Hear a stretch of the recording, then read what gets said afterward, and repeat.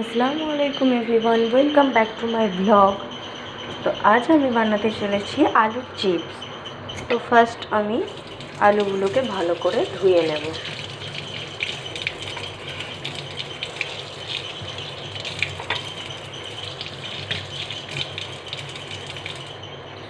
তো আমার আলুগুলো ভালো করে ধোয়া হয়ে গেছে।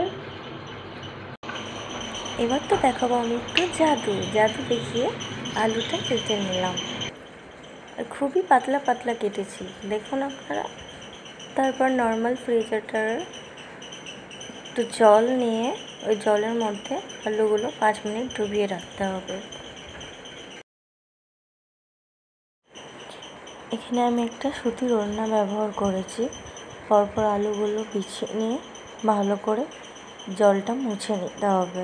আপনারা চাইলে কাপড়ও ব্যবহার করতে পারেন। জলটা মুছে নেওয়ার পর হাই হিটে ভালো করে আলুর চিপসগুলো ভেজে নিতে হবে।